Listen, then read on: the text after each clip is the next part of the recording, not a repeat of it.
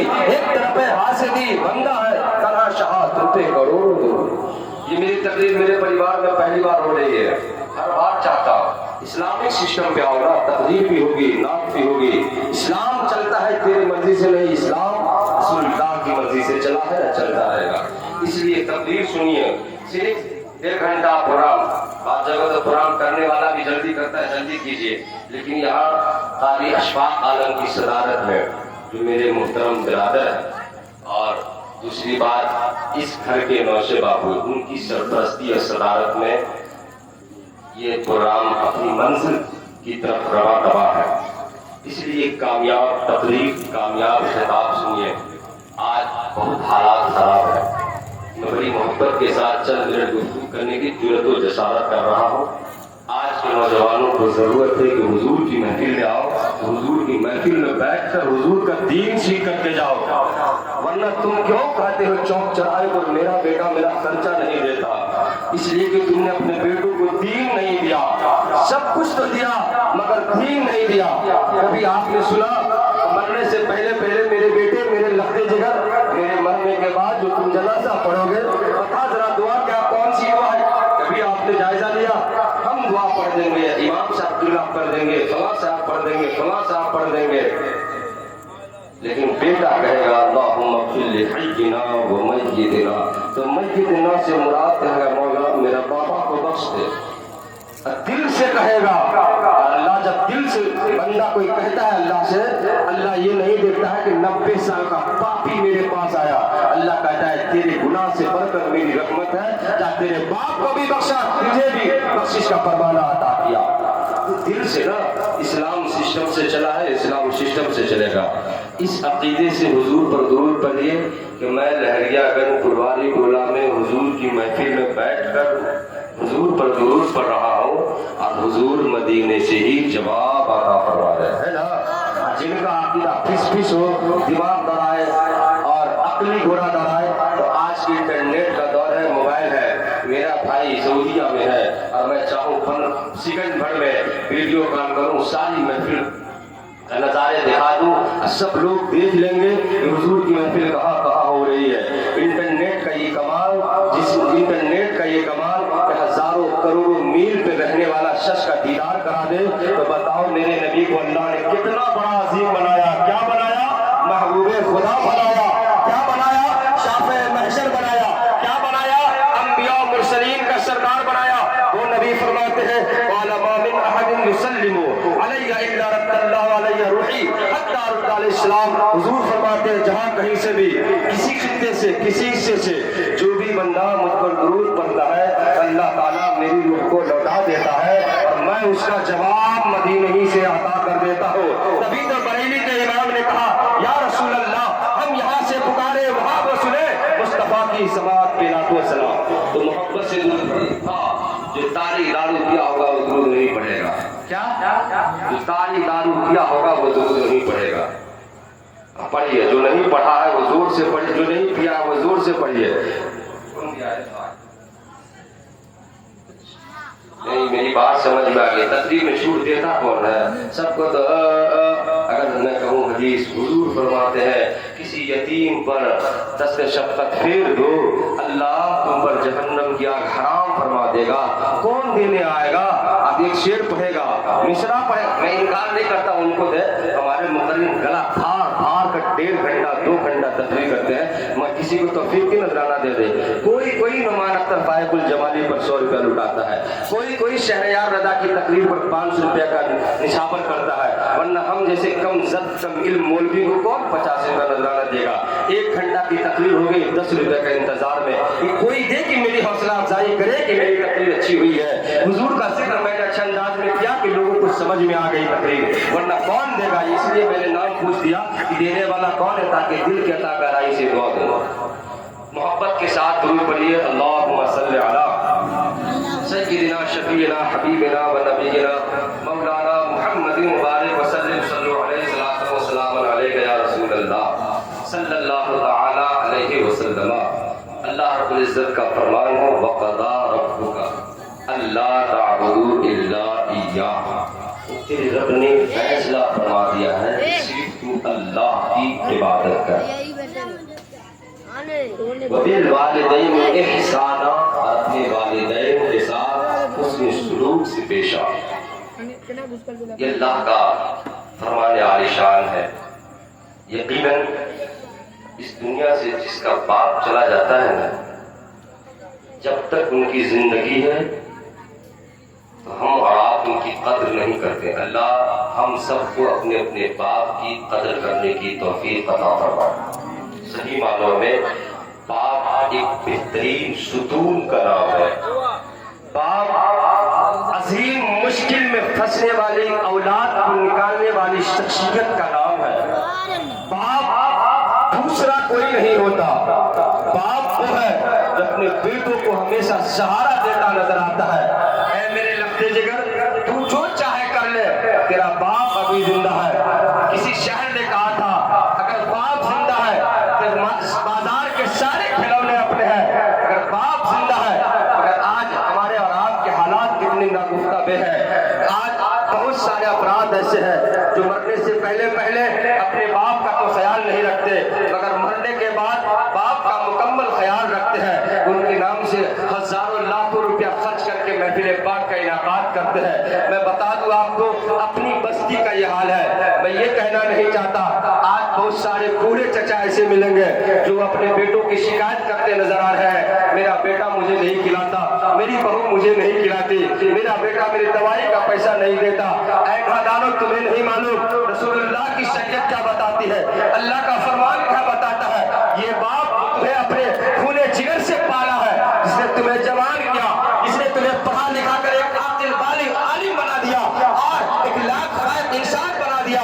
لاق انسان بنانے کے بعد تم معاشرے میں یہ کہلانے کے لائق ہو گئے میں فلاں ابن فلاں ہوں، فلاں کا بیٹا ہوں، فلاں کا میں بھائی ہوں، فلاں کا بیٹا ہوں. یہ تمہیں نسبت ملی ہے تو باپ کے طرف سے ملی ہے. آج لیکن بڑے افسوس کے ساتھ یہ کہنا پڑ رہا ہے، آج بہت سارے لوگ، یہ وجہ ہی ہے کہ ہمارے بچوں کو سب کچھ آتا ہے، دین نہیں آتا ہے. ان کو دین کی تھیوری سمجھ میں نہیں آتی، رسول اللہ کا فرمان سمجھ میں نہیں آتا، حضور کی حدیث سمجھ میں نہیں آتی، بلکہ غیروں کی طرح، غیر مسلموں کی طرح ان کا ذہن بن گیا ہے، دماغ میں آ گیا ہے. دولت کمانی ہے، بنگلہ بنانا ہے، زمین جائیداد خریدنی ہے، مکان کو سجانا ہے، اپنے بیٹوں بیٹیوں کی شادی میں اچھا خرچہ کرنا ہے. اسی کا نام زندگی ہے، اسی کا نام ترقی ہے، اسی کا نام نام و نمود ہے. جس طرح غیروں نے فارچونر خریدا، شہروں میں گھوما اور کہا دیکھو فلاں نے ترقی کیا. میرے عزیزوں اور میرے دوستوں، میرا نبی فرماتے ہیں ترقی اس کا نام نہیں ہے کہ فارچونر پہ گھومو، بنگلہ میں گھومو، یہاں سے وہاں جاؤ، بلکہ ترقی اس کا نام ہے تو بے نمازی ہے تو نمازی بن جا، بے روزہ دار ہے تو روزہ دار بن جا. ترقی تو اس کا نام ہے اگر سنت مصطفیٰ سے دور ہے تو سنت مصطفیٰ کا عادی بن جا.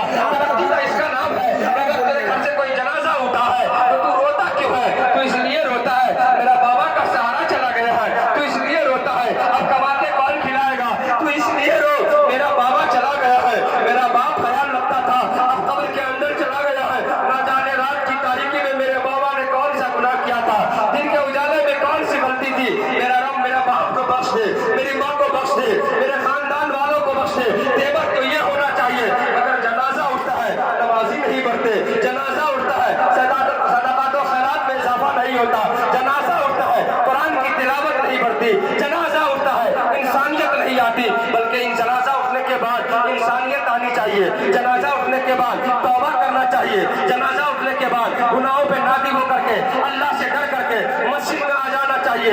مگر کیا بات ہے، جنازہ پہ جنازہ اٹھ رہا ہے.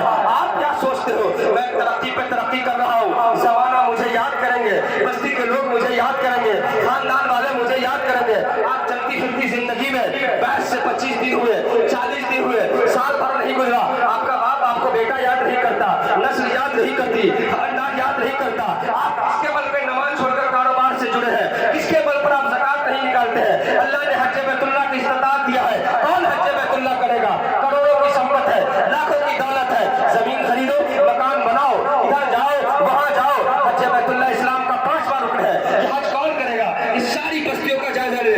3 محلہ میں کون ایسا بندہ ہے جو اللہ کے نام پر حج بیت اللہ کے لیے سفر کرے؟ ابھی مجھے خبر ملی، پڑھ کرے اخلاص و محبت مفکر اسلام خطیب اہل سنت علامہ مولانا انصار حق صاحب اللہ نے پاسپورٹ کا اپلائی کر دیا ہے.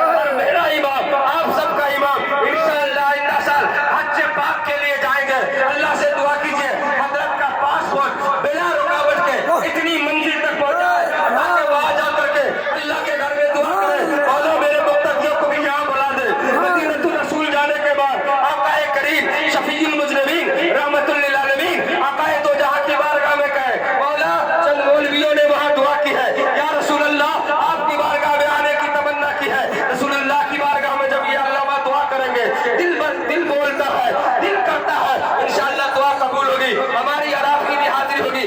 10,000 कमाने वाले 10,000 से 12,000 कमाने वालों का जज्बा ये है, उन्हें मालूम है न बंगला में जन्नत है, न जायदाद में जन्नत है, न जमीन में जन्नत है, न घर में जन्नत है, न मकान को सजाने में जन्नत है। मेरे नबी का फरमान है, जब हज बैतुल्लाह के लिए पहला कदम काबे के तवाफ के लिए उठाता है, बंदा 90 साल का हो, 80 बरस का हो, नबी फरमाते हैं अल्लाह ताला उसको ऐसे बाग कर देता है जैसे कि अभी अभी वो अपनी माँ के पेट से पैदा होकर के आया।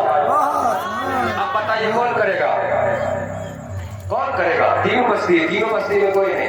इतनी ही टाइट बात पर मेरा प्रोग्राम कम हो गया, इसलिए एक जगह तकरीर किए, गाना ना बजाओ, डांस ना करो,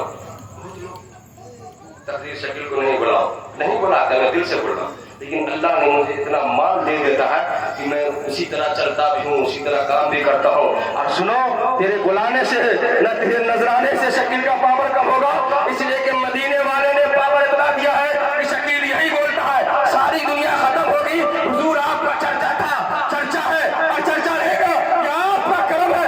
इस गुलाम से नात भी पढ़वाते हैं, तकरीर भी करवाते हैं। अल्लामा अब बड़े हजरत काजी शाह इनायत किसी बुजुर्ग ने कहा था, कोई गुल बाकी रहेगा न चमन ना जाएगा, पर रसूलुल्लाह का दीने हसन ना जाएगा, जो पढ़ेगा साहिबे लौलाद के ऊपर दरूद, खाक से आग से महफूज उसका तन बदन रह जाएगा। अल्लाहु अकबर, अल्लाहु अकबर, या रसूलल्लाह, या रसूलल्लाह, जिंदाबाद, जिंदाबाद, अल्लाहु अकबर, या रसूलल्लाह। ये तकरीर सब सुन रहा है, सब नौजवान भी, बच्चे भी, बूढ़े भी, मगर मोमेंट आता है सब उसके साथ, गलत के साथ। कोई ऐसा है जो कहा दे ऐसा नहीं होना चाहिए, ऐसा नहीं होना चाहिए, कोई बस्ती में बात नहीं करेगा। मैं दिल से बोलता हूँ, मैं चाहता हूँ तेरा बेटा भी नेक हो। आपसे होटल में गिर गिरा सर भाई नहीं देता है 10 रुपया 50 रुपया, वो बेटा कहेगा सदका करने से पहले सबसे बड़ी नेकी बाप के कदमों में दौलत लुटा देगा।